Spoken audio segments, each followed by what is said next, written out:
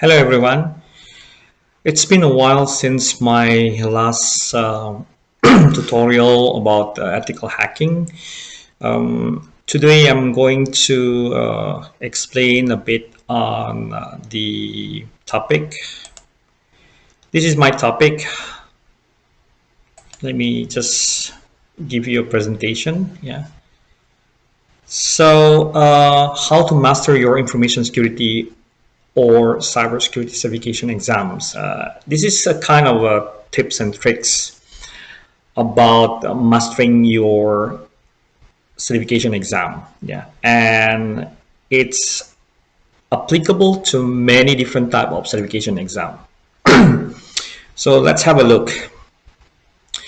So just to give you an idea about this tutorial is about how to do the strategic plan on your study. So this tutorial will assist you on mastering the information security or cybersecurity certification exam of your choice, which could be like the basic level, foundational level like Security Plus, CyberSec Plus, Pentest Plus, and even like for the CASP or like the CSSP or even like for the CISM, right? And then notice that the methods explained in this presentation do not fully guarantee that you will pass the exam in your first, but of course it will give you a higher confidence level in terms of passing your exam. Yeah. So let me adjust something on my camera. So depending on the level of certification exam, you might need a longer time to actually review the study materials or study as required by your certification. Yeah. Now let's move on to the next slide. Now there are some key principles here. Yeah. So like I have compiled based on my experience in teaching, years of teaching, providing training, mentored learning, and so on and so forth. So we have 4 principles in mastering your information security or cybersecurity certification exam, which could also be applicable to any IT related certification exams. So principle number 1 is you'll need to understand the terms, definitions, and other things like abbreviations. Yeah. So this is something called theory of a subject area, right? And then principle number 2 is that you will need to know how to actually apply or implement the knowledge, also known as practical application. Just think about real life implementation of the knowledge itself. Like for example, how do you actually implement cryptography in your real life, activities, or even in your organization? And then principle number 3 is about understanding threats, vulnerabilities, and impacts.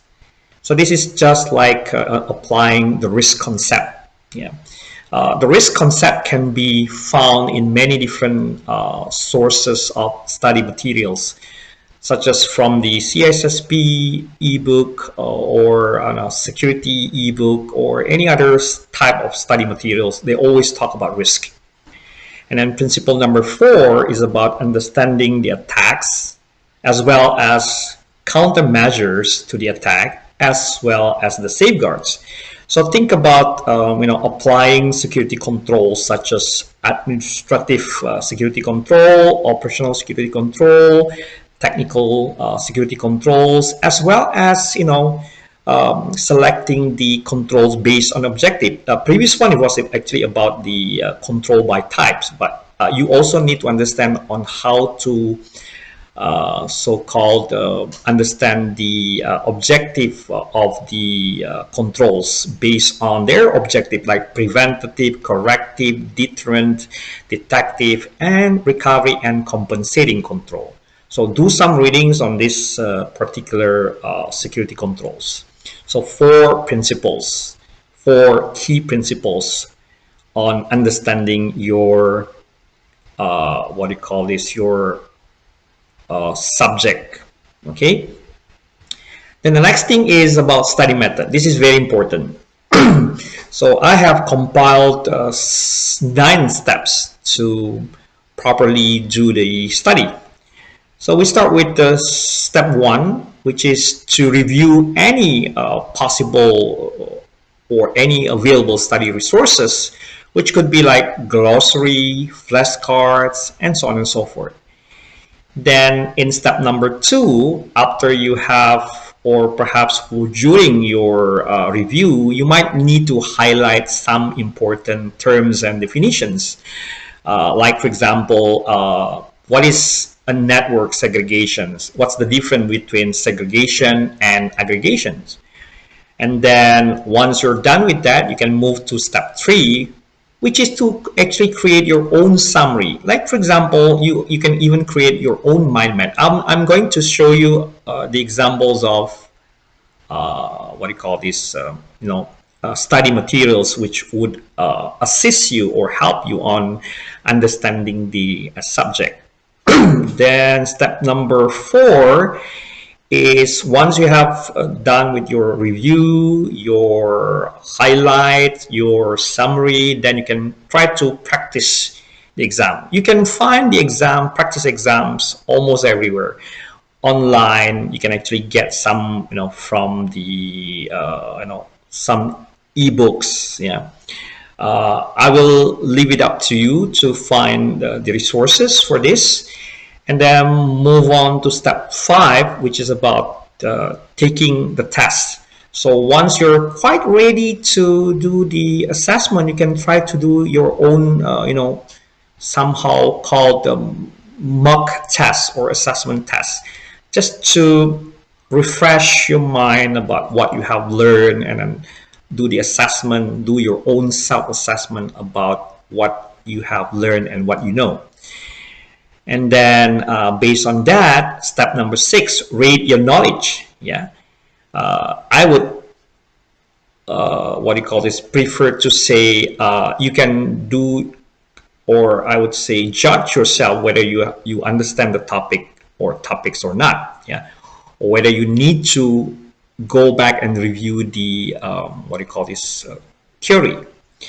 Step 7 is about identifying strongest and weakest areas or domains. So based on the assessment, you could actually identify your strongest or your weakest domains, where the weakest domain requires you to actually do more reading, or perhaps do more get more understanding about the areas.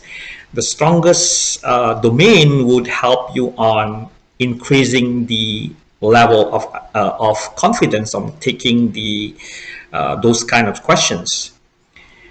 And then in step number 8, okay, you can try to maintain the level of knowledge, and if necessary or if needed, you can go back and to step 1 to review any additional study resources. You might want to read 2 or 3 books or study resources in order to complete your, I would say, to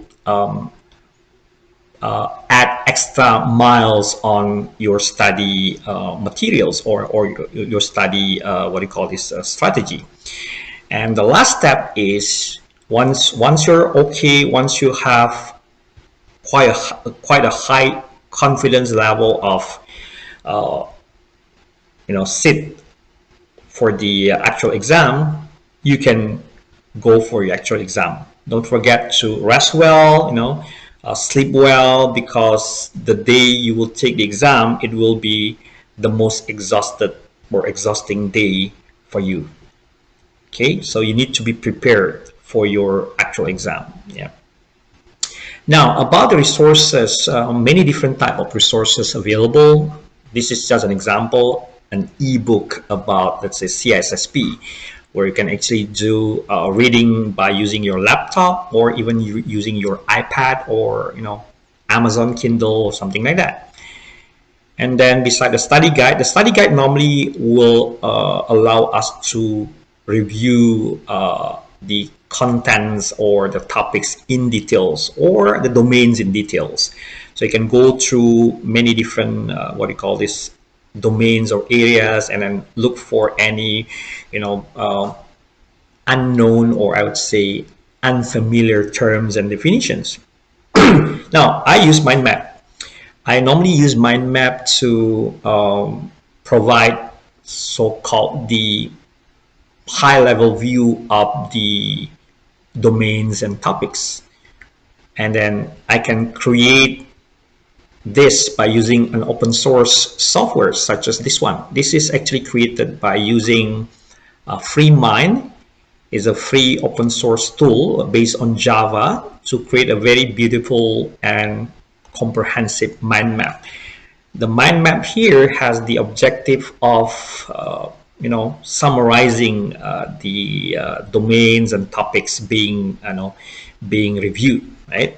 So you can take some notes and then put extra information, like you can even link to videos or images or something like that. Beside that, I would recommend you to read the glossary, which is normally consists of many different terminologies, definitions, and even abbreviation like ACL. What is ACL? Access Control List. What is the access control list? The column of an access control matrix that specifies blah, blah, blah. Or maybe like, what is access? The transfer of information from an object to a subject. It would be very beneficial to for you to read a lot of terms, definitions in this glossary. At least it will give you some idea about the topics being discussed, so that you won't have any I would say doubt about what is being discussed. Because if you don't even know the terms or definitions, well, that would not actually give you a help, or it will not help you on understanding or even proceeding with your exam questions. And then we can also use notes, something like this. Notes with pictures, graphics would help you to, or would assist you on memorizing something, memorizing things that are hard to memorize. Yeah, like for example, VPN concentrator. What is this? What is a switch? What is a router? What is a firewall? What is a protocol analyzer? Yeah. And then let's move on a bit to the timeline. Now, when you talk about the timeline, this is actually about how we can strategically plan our study or the study time. So for example, here I have given example of having 4 weeks to do the full-time study. Yeah, starting from week 1, doing the initial assessment or called pre-test, to test or to measure your knowledge. Or this is an initial assessment. It doesn't actually prove that your knowledge is below, or your knowledge is it's just a little or something like that. It's just about refreshing your memory, you're refreshing your mind about what you have known, what you have learned previously. And then week 2, followed by week 2, which is the domain review. This is actually a kind of is a combination of your own review in terms of self-study, reading the materials, and answering the quizzes provided by the book, for example. And then in week 3, we will do. You can actually do a practice questions by reviewing all of the domains. Do more questions. That I found out that I would say, based on my experience, that practice question would really help you on understanding what the question would like you to answer. Yeah, like for example, CSSP, or even like CISM, or some other expert level certification that really requires you to understand the question, comprehend the question before you can actually answer the question, rather than just memorizing the question and answers, right? So, and once you're done with your practice question and you're quite familiar with the wording, so-called, the way they presented the question, then you can move on to doing the simulated final exam, or also known as the mock test. Recommended study time per day in for this particular full-time study is about 6 hours per day. Okay, so let's move on a bit to the part-time. So the same thing, timeline for the part-time is a bit different. So total is about, yeah, I think I need to change this. Let me just change this. So it's a 4, this is 5, and this is actually 6. Okay, so let me save. Sorry for that. So yeah, so total about 6 weeks. If full-time requires you to do the study within 4 weeks, then the part-time would require you to have like 6 weeks, depending on your what I call this available time. So same thing, the only difference is that week here, week 2 to 4, meaning that you need to have like about 2, 3, 4, so 3 weeks for domain review, which includes self-study and doing the quizzes, and the rest would be like practice question and simulated final exam or mock test. And recommended study time for this one is about 2 hours a day.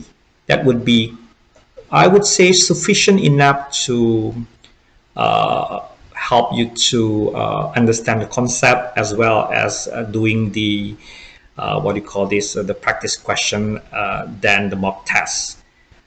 So again, it depends on your knowledge, experience, and the time you have, the availability time you have to actually review the content of the course or the content of the training. Okay, so basically these are what you need to do, and again, you can go back, of course, to the steps, the study methods. You follow these 9 steps, and you follow these principles, 4 principles, 9 steps, and with some examples of the study resources. Okay, so I hope that this would actually help you to plan or strategically plan your study. And remember that a structured study method would really help you on mastering and passing your IT and security related certification exam. Yeah. Just for information that I have, I created this presentation and tutorial to in order to actually assist many exam candidates or the test takers to actually be successful in their exam. Any type of exam would actually requires to have the same what do you call this steps. Yeah, let me just change this one a bit. I forgot to put the continued one. Okay, now for more information about this how to master information security or cybersecurity certification exam tips and tricks, you could ask for this presentation by sending email to me, yeah, or perhaps do the discussion. Okay, all right, let me just recap this, or in summary, that again, I would emphasize on having a strategic plan to study the subject before taking the exam would help you on getting the best result. Maybe not in the first try, or a first attempt, but you will have, again, let me just emphasize on, you will have higher confidence level on passing the exam. And based on my experience, I have about 80% passing rate for most of my students. But it's instructor-led student, instructor-led training students, as well as the mentored learning students. Okay, guys, so that's all for this session, and I hope you enjoy my tutorial. Bye-bye.